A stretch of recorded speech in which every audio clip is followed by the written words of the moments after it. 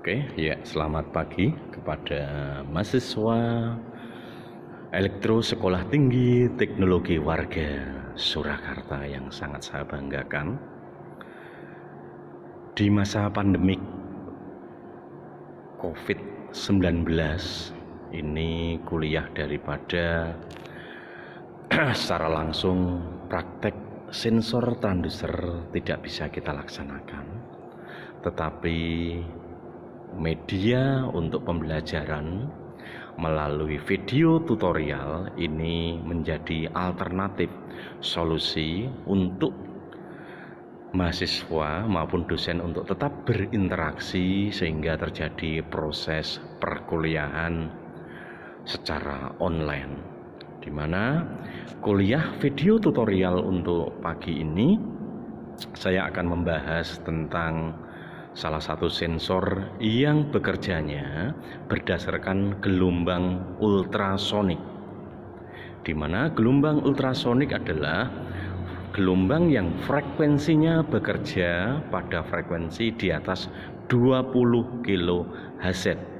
di mana kajian secara teoritis di teori sensor transducer sudah kita bahas bahwa gelombang ultrasonik ini bekerja pada frekuensi 20 kHz dan hanya bisa didengar baik oleh kelelawar, oleh jangkrik, dan lain-lain. Nah, gelombang ultrasonik ini digunakan sebagai awal pembentukan sebuah komponen untuk sensor yang namanya adalah sensor ultrasonik, di mana sensor ultrasonik yang kita gunakan adalah bertipe HC-SR04, di mana klasifikasinya atau konfigurasinya, yaitu karakteristik daripada HC-SR04 ini adalah mempunyai 4 pin, yaitu pin yang pertama adalah pin VCC atau sumber tegangan positif, yang ini butuh sumber tegangan positif 5 volt yang kita dapatkan dari power supply Sandvik dengan merek Sandvik SP303, yang kita ambil suplai daripada tegangannya atau output tegangannya sebesar 5 volt untuk menyuplai daripada komponen sensor transducer, yaitu sensor ultrasonik. Nah, kita lanjut lagi. Pin yang kedua itulah pin trigger, di mana pin trigger ini adalah pin yang digunakan sebagai input masukan untuk osilator, di mana osilator ini menjadi bagian atau faktor penting di dalam sensor ultrasonik HC-SR04 ini untuk bekerja dengan baik. Karena apa? Karena sensor ultrasonik ini mempunyai 2 bagian, yaitu bagian transmitter dan bagian receiver. Bagian transmitter adalah berguna untuk memancarkan daripada frekuensi ultrasonik sebesar berapa? Sebesar 40 kHz yang digunakan oleh HC-SR04.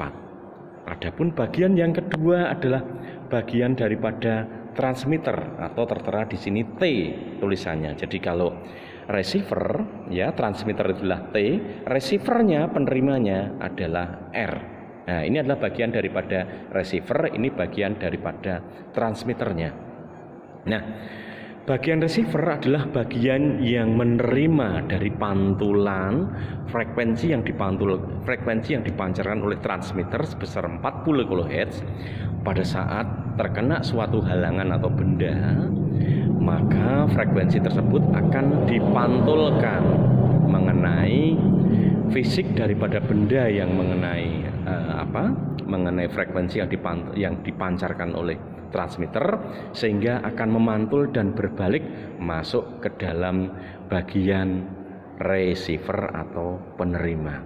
Nah, bagian receiver atau penerima ini outputnya bisa kita lihat dengan melalui pin yang ketiga, yaitu pin echo. Nah, pin echo ini bisa kita lihat output daripada receivernya bentuknya seperti apa, besar tegangannya seperti apa, bisa kita lihat melalui apa? Melalui tampilan untuk tegangannya adalah kita pakai avometer Sanwa ZX360 TRF dengan posisi sebagai voltmeter DC dengan batas ukur 10 volt DC. Adapun untuk frekuensinya bisa kita lihat melalui osiloskop. Mereknya yang kita gunakan adalah osiloskop GOS 622B. Ini adalah frekuensi, bentuk frekuensi T on T off nya atau periodenya bisa kita ketahui menggunakan osiloskop ini. Nah, bagian yang keempat atau pin keempat adalah bagian daripada bagian daripada grounding atau ground. Groundnya bisa kita dapat melalui output daripada power supply.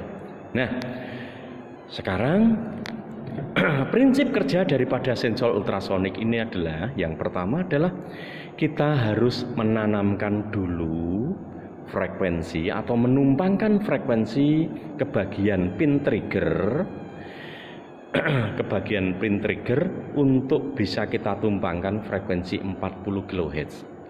Di mana bisa kita hasilkan 40 kHz? Dulu di kajian teori sudah saya katakan kita bisa menggunakan IC 555 atau NE555 atau IC timer untuk membuat monostabil multivibrator, atau juga bisa kita menggunakan function generator atau FG, di mana FG yang kita gunakan untuk pagi ini adalah tipenya Escort EFG 3210, di mana untuk menyeting daripada 40 kHz maka langkahnya adalah kita ambil probe, ya, kita ambil probe, di mana probe ini kita pasang pada bagian pulse. Kenapa pada bagian pulse bukan pada bagian main di output pulse? Karena output pulse itu otomatis mengeluarkan tegangan sebesar 5 volt sesuai dengan spesifikasi daripada ultrasonik, yaitu sebesar 5 volt. Yang kedua, output daripada main ini otomatis sudah berbentuk kotak. Nah, pulse seperti ini, kotak seperti ini. Terus yang kedua adalah kita melakukan penyetingan daripada frekuensi atau osilator yang akan kita tanamkan ke bagian daripada trigger ultrasonik atau sensor ultrasonik. Kita setting karena ultrasonik yang kita gunakan sensornya adalah 40 kHz, maka kita lakukan pengkalibrasi yaitu 0,4 kalikan 100 kHz sehingga hasilnya adalah 40 kHz. Selanjutnya 40 kHz itu bisa kita lihat di mana? Di sini, di osiloskop ini. Selanjutnya kalau 40 kHz sudah bisa kita sajikan, langsung kita bawa, kita tanamkan ke dalam sensor ultrasonik. Nah, selanjutnya kita pasang output daripada FG ini pada kaki pin kedua, yaitu kaki trigger. Sehingga di kaki trigger ini sekarang secara otomatis sudah terpancar osilator sebesar 40 kHz dengan bentuk adalah pulse atau kotak. Nah, terus bagaimana sekarang prinsip kerjanya? Oke, prinsip kerjanya. Pada saat sensor ultrasonik tidak ada suatu halangan, dalam arti tidak ada pantulan dari transmitter yang kita pancarkan, tidak memantul mengenai daripada receiver.